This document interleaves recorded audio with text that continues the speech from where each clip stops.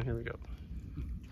Good day, folks. This is Greg Judy at Green Pastures Farm. Today we're with Donna and John, and we're at Leslieville, and we're actually at the name. What's the name of your all's farm? Solar Harvest Farm. Solar Harvest Farm. Would you all tell me a little bit of what we're looking at here in the background? Well, and your journey? Yeah, well, this land has been in the family about 60 years now, and we've been grazing it for about 30 or more of those.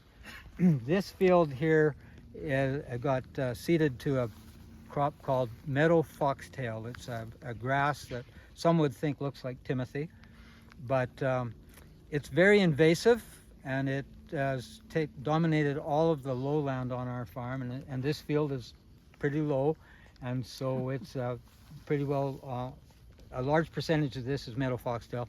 Very difficult grass to manage because it matures so early in the spring.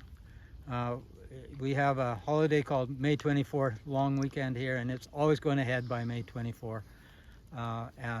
So what we've done the last couple years is we've tried to get on here earlier in the spring and get a quick graze over it when nothing else is ready. And we've got enough on the farm now, and the cattle number is sort of in balance with the foxtail, so we're able to chase the foxtail around the farm in our first graze. So this is our second year doing this.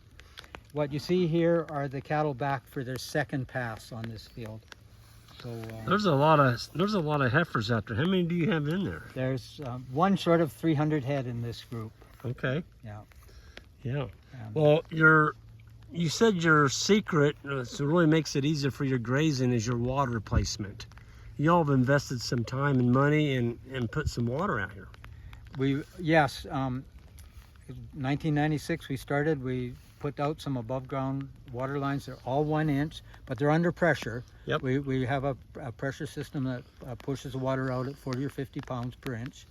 And with that, we can distribute it anywhere on the farm. It's a half section farm, 320 acres. And even on the longest run, we have no problem delivering water. You do have to limit the cattle at the watering point. You can only have 1 or 2 noses at a time. Okay. Go in that little trough, because you got to keep the trough full. That's the ballast that keeps them from moving that trough around. Gotcha. And so I started by putting the water out in the middle of the field to get better manure distribution, but we've had to just bite the bullet and keep it under a fence. Yep. So that we can control just 1 or 2 noses, and that's all. They can't get they can't get below eye level into the trough. Yeah. Well, when you moved them a while ago, they're not on the actual, it's on down there a little ways. Yeah. The cattle weren't hungry, really. I mean, they weren't sunken in. No. So the animals were getting plenty to eat, but they look good. They were ready. Yeah. They were ready for the next move. It Yep. was just perfect timing. We Yep. got a little bit lucky. Yep. With the tour here at getting it at the right time. Yep. Well, Donna, what's your favorite part of this whole thing? Oh, they're very calm. Like, yep. They're not spooky. No, Yep. they're not spooky, and they get very soon used to people around them, and like now we know the fellow that brings the cattle in, and he gets them used to the electric fencing. Before, years ago, when we used to bring in cattle from feedlots, John used to go and train them to electric fencing. So, yes. But it's just amazing how fast a large herd gets used to moving as a combined group, and so many people just love to see them just move as a group. And you get the odd one maybe wants to stay back, but he's got methods of bringing them in, and it's I think you mentioned that in your talk. People just like to watch the cattle. That's right. So it's very, very nice to see them, and we do know it's good for the land, and it's good for the soul too. Yes. Well, I talked to the owner of these heifers. Y'all are custom grazing for him, and he said that the buyers of these heifers are just blown away how gentle they are. Yeah. They're not used to that.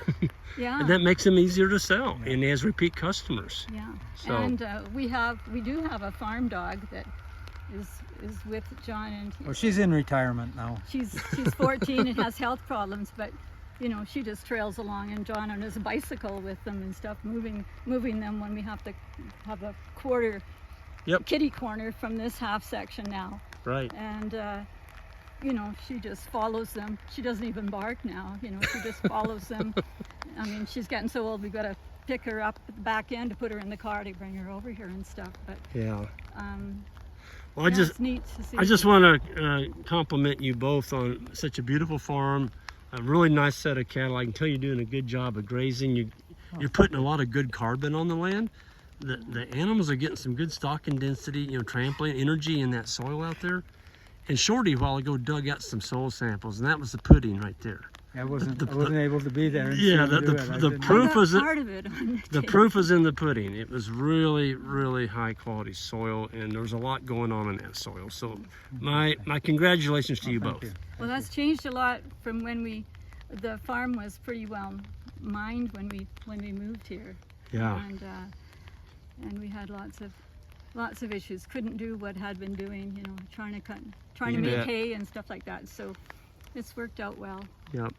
Well, just my hats off to both of you. Good job, and thanks for this interview. And we'll see you all down the road next time. Everyone, hit the subscribe button on the way out. We'll see you next time. Well, it's